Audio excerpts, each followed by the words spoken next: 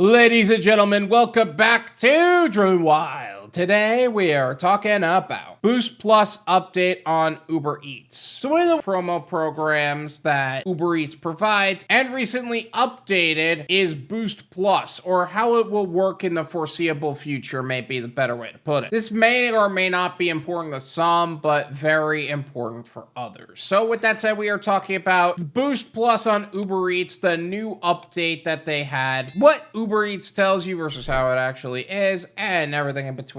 But before we do that, let's go over a quick disclaimer. The content of this video does not contain, is never intended to be, legal, business, financial, tax, or health advice of any kind. This video is for entertainment purposes only. It is advised that you conduct your own research and consult qualified professionals before applying anything you find online. I also want to be clear that everything we're going to be going over is very market dependent, and what applies to me and my market may not apply to you. So with that said, let's get started. A quick review on Boost Plus. So on Uber Eats, there's this program called Boost Plus within the opportunities page where you could go and sign up and receive more income per order on Uber Eats as long as you are within the borders of the Boost zone. I have made many videos on Boost Plus and their updates. I will leave the main one that I made in the description. Feel free to check that out. The newest update is not simply the execution of Boost Plus, but when it is going to drop. Over the next few weeks, you may start receiving Boost Plus offers 1 day in advance of the offer start date, instead of only Wednesdays and Saturdays. Everything else about Boost Plus will remain the same when available in your city. So instead of getting the Boost Plus offers twice a week, Wednesday and Saturday, you will get them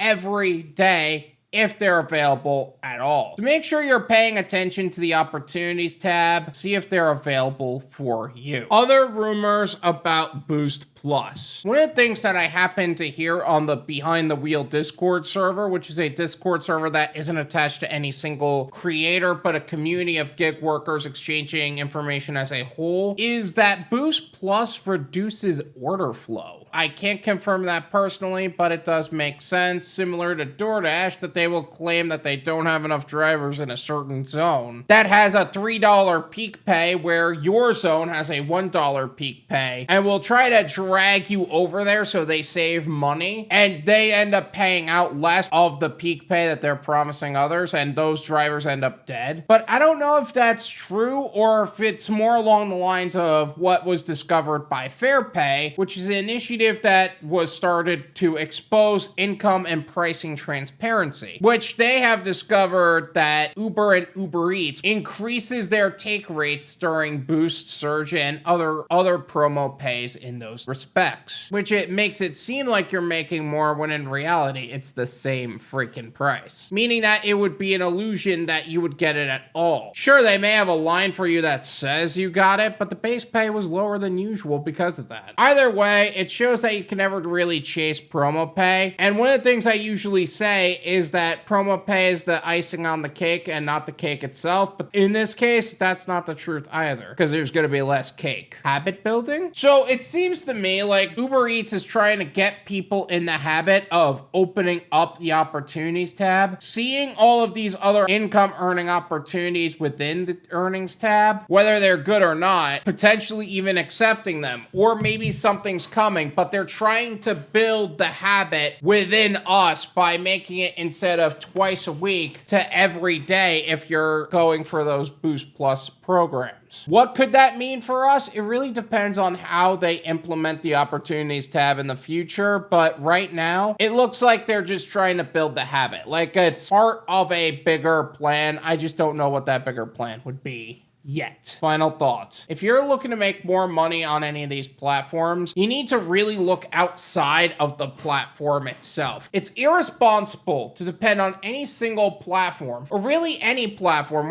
regardless of whether it's Doordash, Uber Eats, Uber, Lyft, Grubhub, whatever, to take care of you financially, and you need to look elsewhere and diversify your gig portfolio. Having a well-diversified gig portfolio, not just on food delivery, but with catering and other niches as well, if you do grocery delivery, package delivery, if you do things like that. That way, if summer or winter rolls in, you have other options during slower times. Have an exit strategy, because the gig economy is an income bridge to what would be a long long-term goal, not the goal. Are you investing, working on a side business, or have something that will make you money passively and not be 100% dependent on your activity? Whatever that looks like. Maybe it's something like a website or a YouTube channel. Maybe you are renting out a property. Maybe it's something else. I don't know. Either way, it's up to you to look out for your financial safety and not any company. No one is going to look out for you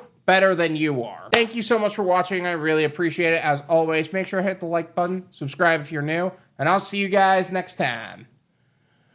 Peace.